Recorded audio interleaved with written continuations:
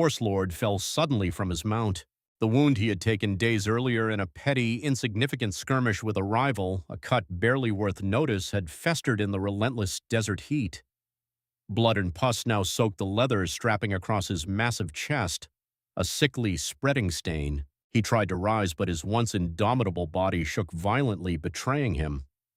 For the first time, Daenerys saw raw, unadulterated fear in the eyes of men who had never known it, who had always believed their Khal to be invincible. The healers of the Khalasar, wise in their ancient arts, worked tirelessly, chanting and applying their poultices. But Drogo agonizingly grew weaker with each passing dawn. Daenerys, in her fierce love and desperate hope, would not accept it. "There must be another way," she pleaded, her voice steady despite the terrifying tremor that seized her heart. "He is the Khal. His spirit cannot die." An old woman was brought before her then, small and stooped. Mazdor, a Maegi, a god's wife, taken as a slave from one of the villages the Khalasar had brutally burned. Her eyes were deep, black pools of knowing, and her voice, when she spoke, was like smoke curling around ancient secrets. "There are ways," she said softly, her gaze unblinking, "but life must pay for life." Jorah urged extreme caution, his voice heavy with foreboding. But Daenerys's desperate love for Drogo and for their unborn child was stronger than any reason, any warning. "Do what you must," she told the god's wife, her voice firm with resolve. "Save him." As the sun bled crimson across the horizon, Mirri Maz Duur's tent filled with the cloying, unsettling scent of exotic herbs mingling with something darker, something like death. Outside, the Dothraki riders gathered, uneasy and silent, their faces etched with superstitious fear, as the woman's strange chants rose in eerie cadence, and the air around the tent grew thick and heavy with an unseen, palpable power. Daenerys entered the tent only once, compelled by a desperate hope. What she saw there made her blood run cold. Shifting shadows writhed within the flame, a darkness that seemed to breathe, to possess a malevolent life of its own. She fled, terror-stricken, before it could swallow her whole. When the sun rose again, Drogo still lived. But he was not the man he had been. His once fiery eyes were dull and empty, vacant pools reflecting nothing. His breath was shallow, barely a whisper. He did not speak. He did not know her. Daenerys crumpled to her knees, her world shattering around her. "You said you would save him," she whispered, her voice choked with anguish. Mirri Maz Duur offered a smile utterly devoid of warmth, a chilling, triumphant twist of her lips. "He lives? That was your wish, Khaleesi. You asked for life, not for the return of the man he was." Then, with a sickening lurch, Daenerys understood the terrible, twisted price she had paid. And before that night ended, her own agony came upon her. The child she bore, the prophesied stallion who would mount the world, came stillborn. The midwives fled from the tent, screaming in terror. They whispered that the babe had been twisted and scaled like a dragon, with leathery wings and the undeniable mark of death upon him. Daenerys lay in the ashes of her hope, her entire world undone, shattered beyond repair. The riders, gripped by superstition and fear, turned against her, murmuring accusations that she had brought witchcraft and a terrible curse upon them all. Jorah, ever loyal, carried her away from the chaos, his strong arms trembling beneath her devastated weight. By the time the swollen moon rose, painting the plains in silver, she had lost everything she held dear. Drogo's great body sat unmoving beneath the indifferent stars, his magnificent braid uncut, his eyes blank and staring into nothingness. The Khalasar, her people, scattered to the wind, each warrior seeking his own glory, his own path, leaving her utterly alone. Daenerys remained beside him, her heart a raw wound, washing his cold face with her tears. When the inevitable end came, it was she who gave it, an act of profound mercy. She pressed a soft pillow to his chest, whispering words of ancient Dothraki lore, a promise made to the vastness of the heavens. "When the sun rises in the west and sets in the east, when the rivers run dry and the mountains blow in the wind like leaves, then you will return to me, my sun and stars." Then gently she closed his vacant eyes and kissed his lips one last time, a farewell to the love that had briefly illuminated her world. The next day, with a quiet, steely resolve born of unimaginable grief, Daenerys ordered a great pyre to be built. They piled it high with fragrant wood and lamp oil, heaping upon it Drogo's most cherished treasures, his riding gear, and the body of his magnificent horse, a final companion. Supreme act of defiant justice, the bound and unrepentant body of Mirri Maz-Dur, the Maegi who had wrought such devastation, was placed at its base. At the very center of the pyre, gleaming like ancient jewels in the fading light, the three dragon eggs were carefully positioned. As the stars began their slow, silent wheeling overhead, Daenerys, now naked save for the ashes clinging to her skin, stood before the towering pyre, her eyes fixed on the flames. The wind rose hot and wild, whipping her hair around her face. Mirri Maz-Dur, bound and defiant even in death's shadow, hissed one final venomous warning: "You will not wake the dragon, Khaleesi." Daenerys met her gaze, her voice low, steady, and filled with a power that shook the very air. "I am the dragon," she replied, and then, without hesitation, she stepped into the roaring, hungry flames. The fire, immense and primal, roared like the very breath of the gods. The bewildered Dothraki watchers cried out in terror and awe, but none dared approach the inferno. The pyre burned through the long, dark night, a pillar of incandescent light reaching towards the heavens. When dawn finally broke, painting the eastern sky in shades of bruised purple and fiery orange, the ashes still smoked, a testament to the night's impossible events. The remaining men, timid and fearful, cautiously approached, expecting to find only her bones. But Daenerys Targaryen stood alive amid the ruin, miraculously naked and utterly unburned. Three small shapes clung to her, nestled against her body, one black as midnight, one vibrant green, one shimmering gold. They opened their mouths, tiny yet fierce, and screamed, a sound that pierced the dawn, a sound that split the very sky. The dragons had returned, and in that pivotal moment, across the vast, indifferent sea and across the long, silent years, the world changed once more, irrevocably. The dawn that broke over the red plains of the Dothraki Sea was unlike any in living memory. The very air still trembled with the faint, resonant echo of the dragon's cries, and the sky above the smoldering pyre shimmered with an unearthly light, as if the heavens themselves bore witness to a miraculous birth and a new beginning. Where fire had consumed wood and flesh alike, only ash remained. Ash and a young woman standing unburned within it. Daenerys Targaryen, last of her proud ancient line, daughter of the Mad King, rose from the embers, seemingly crowned in flame itself. Her skin bore no scar, no mark of the inferno. Her silver hair, her distinguishing feature, had been burned away, leaving her stark and reborn. Yet her eyes blazed with an inner light fiercer and more captivating than any fire. Curled protectively against her body were three living creatures, their scales glimmering like molten jewels in the nascent light. They were small, no larger than newborn cats, but their miniature wings were already stretching wide as they hissed, tasting the morning air with tiny forked tongues. The black one, Drogon, clung possessively to her shoulder, watching the world with molten obsidian eyes that held ancient wisdom. The green one, Rhaegal, rested against her arm, its claws like polished emerald glass, flexing gently, and the gold one, Viserion, nestled serenely at her breast, breathing softly, a tiny, vibrant heartbeat. Her people, the remnants of the broken Khalasar, the lost and the grieving, fell to their knees as one. None dared speak, only gaze in stunned, reverent silence. In the distant east, it had been prophesied that dragons were gone from the world, that their fire had died with the last of the Targaryens. Yet here they were, undeniably real, reborn from the very ashes of death. Jorah Mormont, the loyal knight who had followed her through fire, grief, and unimaginable loss, took a single slow step forward, then fell to one knee, his head bowed.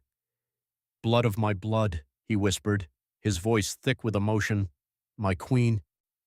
Daenerys looked down upon him, her voice calm, almost distant, yet imbued with an undeniable authority that resonated with the dawn itself.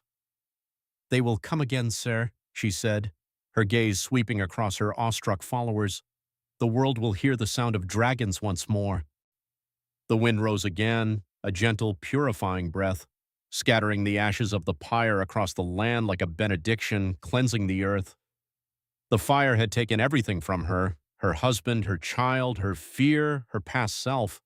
In their place, it had left only purpose. She was no longer the frightened girl who had crossed the sea under her brother's stifling shadow. She was the blood of the dragon, the unburnt, the mother of dragons, and the world would indeed remember her name. The days that followed were arduous, a testament to the harsh realities of their new existence. The once mighty Khalasar had broken apart after Drogo's fall, splintering into countless fragments. Yet word of the miracle, the impossible rebirth from fire, spread faster than any Dothraki hoofbeat. Riders who had abandoned her, swayed by fear or drawn by insatiable wonder, began to return, their faces a mix of trepidation and awe. They called her Misa, mother of dragons, and where once they had seen only a slave's widow, they now saw a profound sign from the very gods. Under her nascent command, they gathered what little remained of Drogo's scattered people, old men, frail women, wide-eyed children, and the few loyal warriors who still bore her their allegiance. It was a meager following, a ragged, desperate band, but it was a beginning. The dragons grew swiftly, their development astonishing. They were wild and hungry, their haunting cries piercing the vast silence of the night. Daenerys fed them with her own hands, offering them strips of charred meat, speaking to them in the melodic ancient tongue of Valyria, the language of her blood, the language of dragons. When they looked into her eyes, she saw not untamed beasts, but kin, true and undeniable. They were the last children of fire, just as she was. Jorah, ever cautious, warned her of the perilous path ahead. "The world will come for you now," he said, his brow furrowed with concern. "Word will spread, my queen. Every king across the narrow sea will fear what you have birthed. They will send knives and gold alike to see your end." Daenerys smiled faintly, a serene, almost defiant curve of her lips. "Let them come," she replied, her gaze distant, resolute. "I am not my father. I will not burn the world for fear of losing it." Still, she knew that the heavy shadow of her father, King Aerys Targaryen, walked beside her. The memory of his madness, his ultimate ruin, was a ghost she could not banish, a constant reminder of the destructive potential of their lineage. But where he had seen only destruction, she would forge renewal. "Fire and blood," she whispered to herself at night, staring into the impenetrable dark of the Dothraki plains, but not fire alone. They journeyed eastward, a small, determined band, through the cruel, sun-baked and barren desert, a landscape of endless ochre dust and scorching winds, towards the fabled cities of the Free Cities. The land tried to break them, but Daenerys drove her people forward with a will that astonished even her closest followers. At times she felt the nascent fire within her falter, the burden of leadership and the endless hardships weighing heavily, but the dragon's cries, piercing and wild, always rekindled it, strengthening her resolve. They were small still, vulnerable, but when they spread their magnificent leathery wings against the dying light of a desert sunset, she felt the hot, exhilarating breath of destiny upon her cheek. In Qarth, the fabled jewel of the East, a city long known for its lavish wealth and shadowed reputation as a haven of traitors and liars, they found their first true refuge. Its towers rose impossibly high, pale and delicate as carved bone, their gleaming white marble gates intricately carved with wonders, yet also bearing the subtle scars of ancient battles. The 13, the powerful merchant princes who ruled Qarth with silk gloves and iron wills, received her with an outward show of courtesy, their smiles wide but their underlying greed thinly veiled. "You are the last of your kind," they informed her, their voices smooth as polished stone. "But dragons bring both immense wealth and terrible woe. Choose your allies with care, Silver Queen." Daenerys bowed her head, a gesture of deference, but she trusted none of them. Qarth, she quickly realized, was a city of masks, and behind every polished smile she saw the same insatiable hunger, the same grasping avarice that had ultimately destroyed her father's court long ago. Still, she played their intricate game, learning what she could, listening more than she spoke, observing the shifting currents of power. Her dragons, thriving in the warmth of Qarth's perpetual sun, grew stronger, their wings stretching wider with each passing day. The people of Karth, a curious and acquisitive populace, came in droves to see them, bringing lavish gifts and humble petitions, hoping to bask in her reflected glory. Some knelt in genuine awe, while others plotted in hushed, dangerous whispers. One night, Daenerys stood upon her balcony overlooking the vast, glittering expanse of the Jade Sea. The dragons, her children, rested at her feet, their eyes glowing like embers in the profound darkness. Her mind drifted, pondering the elusive Iron Throne, the throne forged of 1,000 swords. She thought of the wicked blades that had cut her father's hands, of the rivers of blood spilled to win it, of the insidious madness it bred in all who sought to claim it. Was it truly worth reclaiming, this symbol of power and destruction? The question haunted her, a persistent whisper in her soul more acutely than she wished to admit. Yet deep within her heart she knew the truth, a profound, unshakable certainty. The throne was not the ultimate goal, it was merely the means. The broken world her father had so utterly destroyed, she would rebuild. Not through fear and tyranny, but through fire's cleansing, transformative truth. Fire does not only burn, she murmured softly to the silent night, the ancient wisdom resonating within her. It forges. Below her, the dragons stirred, their small, powerful hearts beating in perfect rhythm with her own. Far away, across the sea, in the ancient castle her family had lost, another, more subtle storm was brewing. King Robert's reign waned, his legendary strength fading into the dull stupor of wine and regret. His small council whispered nervously in shadowed corners, their loyalties fraying. His queen's golden children, born of incest and deceit, grew restless beneath their mother's ever-watchful, calculating eye. The realm he had forged with so much blood and rebellion was beginning to crack, slowly, inexorably. The great wheel of fate, dormant for so long, was indeed turning again. Daenerys looked east, then west, and in both directions she saw a world poised on a precipice, waiting to either burn into oblivion or be remade anew. She raised her hand, a gesture of command and affection, and Drogon, the black dragon, gracefully climbed to her shoulder, settling there with a soft hiss. "Come, my children," she said softly, her voice filled with a quiet power. "The world has slept long enough."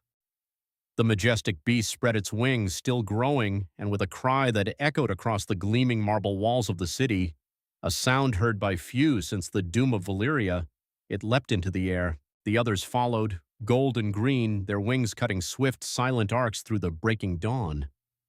The people of Karth, roused from their sleep by the unearthly cries, fell silent in their homes as they watched them rise, a sight unseen in 1,000 years.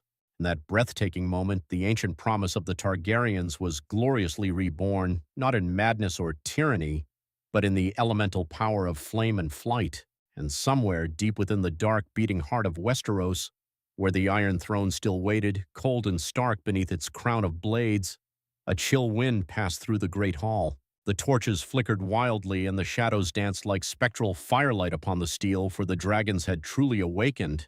And with their return, the world would never, ever be the same again. The heat of Karth was a heavy, suffocating hand upon the throat, a constant, oppressive presence, but Daenerys Targaryen endured it, as she had learned to endure all things. Within the opulent palace, lavishly lent to her by the merchant prince Xaro Shoan Daxos, her dragons grew stronger, larger, and increasingly restless. They hunted shadows across the polished marble floors, their burgeoning wings whispering softly against silk curtains as they tested their developing power. Each day they grew bolder, more confident in their growing strength. The black dragon, Drogon, already began to test his fire, small experimental bursts of flame licking across the strips of meat she gave him. And when his nascent flames danced in the air, men turned their faces away in a mixture of awe and profound, undeniable fear. And she promised her growing dragons, her voice a low murmur that only they seemed to fully comprehend as she fed them tender strips of meat from her own hand. "We will cross the world. We will reclaim what was stolen from us." These majestic creatures, however, were born of the wild and the untamed. They knew nothing of the gilded pomp of thrones or the intricate borders of kingdoms. Their fierce primal loyalty belonged solely to the scorching power of fire and to her, the mother who had brought them back into the world. Her human followers, while still few in number, were bound to her with a faith that had been tempered by unimaginable hardship and now seemed unshakable. Among them stood Ser Jorah Mormont, his face a map of grizzled scars and wisdom. He served her with the quiet, steadfast devotion of a man who had wandered lost for years, only to finally discover his true purpose in the radiant light of another. The remaining members of her Khalasar numbered less than 100 souls, women, children, the weak and the weary. Yet to them she was more than a queen. She was Misa, their mother, their protector. They had followed her through the gnawing pangs of hunger, across endless scorching sands, through bitter betrayals and devastating losses. And Daenerys, who had once been little more than a frightened girl, a pawn sold for a crown, now moved among them with the undeniable bearing of a true queen, her every step imbued with burgeoning authority. Yet Karth, with its opulent courtyards and fragrant gardens, was a viper's nest concealed beneath a veneer of exotic beauty. Danger lurked just beneath its polished surface. The 13th, the city's ruling council, greeted her with smiles that felt colder and sharper than the keenest blades, their eyes betraying a predatory assessment. "A dragon queen without ships or soldiers is but a dream," declared the pureborn of the city, their pristine robes white as freshly mined salt, stark against their self-important faces. Their voices were laden with dismissive scorn. "And a dream, my lady, cannot conquer a kingdom." Daenerys lowered her head, a gesture of seeming deference, but within her a fierce, defiant fire burned, untouched by their arrogance. "Dreams made this world once," she confided to Ser Jorah later that night, after they had left the great hall and its mocking echoes, "and dreams will make it anew." Still, she possessed the clarity to acknowledge the harsh truth in their words. Without a fleet of ships, crossing the vast sea was an impossibility. Without an army, reclaiming her ancestral birthright, the Iron Throne, was a mere fantasy. The Iron Throne in that moment might as well have been placed on the distant moon for all its attainability. As weeks bled into one another, she tirelessly sought allies among Karth's wealthy merchants and enigmatic warlocks. Aroshon Daxos, a powerful and charming merchant, professed himself her devoted friend, filling her ears with a torrent of soft, enticing promises. "Marry me, Daenerys Stormborn," he proposed one night, his voice a silken whisper as they strolled through moonlit gardens where pale, ghostly flowers bloomed only in the profound darkness. "Share my house, and all my immense wealth shall be yours. I will give you ships, enough gold to fill a dragon's hoard, and guards sufficient to shake the very foundations of the world." But Daenerys, hardened by experience, had learned to see far beyond such gilded words, beyond the glittering veneer of his offer. She discerned the raw hunger in his eyes, a lust not for her body, but for the magnificent, terrifying dragon she carried as her future. "You are kind," she replied, her voice cool and clear as polished glass, her gaze unwavering. "But I am already wed to fire and to destiny." Zaro laughed, though the sound held no genuine mirth, only a chilling, knowing edge. "Dreams do not fill the belly, my queen. Beware that your fire does not burn you as it burned your father." At the chilling mention of her father, King Aerys, her heart clenched, a spasm of icy dread. The searing memory of his madness, the deafening screams, the apocalyptic green wildfire that had consumed King's Landing, the utter ruin of her ancient house. It all still haunted her waking hours and twisted her dreams. In every flicker of her dragon's nascent flames, she heard the spectral echo of his insane laughter. Yet, she vowed with a fierce, unwavering resolve, she would not become him. She had promised herself that, a sacred oath whispered in the deepest chambers of her soul. The warlocks of Karth, however, were a different breed of menace. They approached her in unsettling silence, their skin as pale and translucent as ghosts, their lips stained a vivid, unnatural blue from the potent drink they called Shade of the Evening. They spoke in hushed, mesmerizing tones of immense power and ancient prophecy, of visions that stretched far beyond the limited scope of mortal sight. "Come to the house of the undying," they urged, their voices like dry whispers carried on a desert wind. "There you will see what was, what is, and what shall be." Against Ser Jorah's earnest and cautious counsel, a defiant, curious Daenerys went. She entered the towering fortress of the warlocks, her 3 young dragons perched bravely upon her shoulders, their tiny claws digging into her flesh. Her heart remained surprisingly steady, despite the palpable dread that clung to her like a suffocating shroud. The air within was eerily strange, thick with the phantom echoes of whispers, and the very walls seemed to writhe and shift like sentient mist. She walked through an impossible maze of halls that folded back upon themselves, where every shadow seemed to possess a sinister, living sentience. Visions, vivid and unsettling, came to her in the flickering, ephemeral firelight. She saw her elder brother, Rhaegar, a figure she had never truly known, standing beside a woman with a babe cradled tenderly in her arms. "There must be one more," he said softly, his voice a gentle, haunting whisper across time. "The dragon has 3 heads."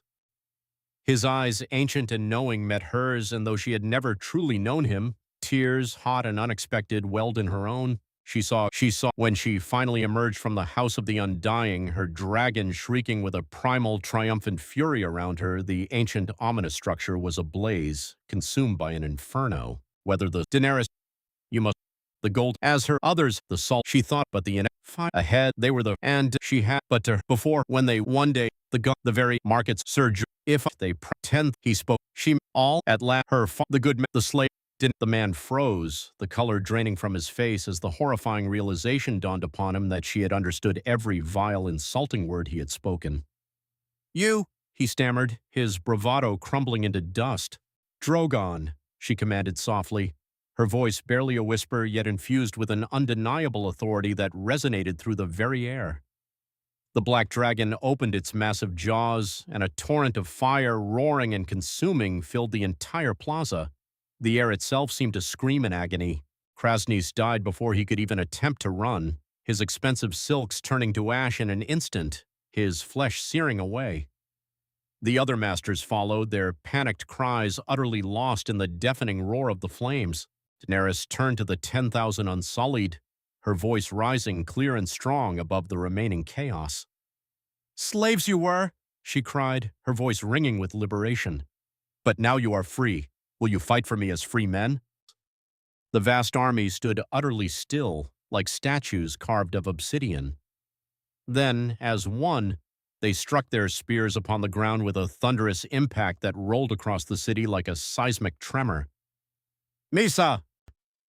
the newly freed slaves shouted, their voices unified in a guttural tongue Daenerys did not yet fully know, but whose meaning she understood perfectly. "Mother!" When the acrid smoke finally cleared, the proud banners of Astapor burned fiercely upon their towering pyramids, and the city's red bricks ran dark with the spilled blood of its cruel slavers. Daenerys rode triumphantly through the stunned streets with her dragons circling majestically above, their shadows dancing on the cobbled lanes, and the kneeling people, their faces a mixture of fear and burgeoning hope, bowed before her. "See, Jorah," she said softly, turning to her loyal knight. "Fire can destroy, but it can also cleanse." He bowed his grizzled head, his expression solemn. "So it can, your grace, but fire does not choose whom it burns. It is a terrible master." Her army, now an unstoppable force, marched northward toward Yunkai, another city built upon the backs of chains. Word of the Dragon Queen, the breaker of chains, spread like wildfire before them. The masters of Yunkai, now trembling, offered her vast quantities of gold and a fragile peace if she would simply bypass their city. She refused, her conviction resolute. "No city shall stand upon the backs of slaves while I draw breath."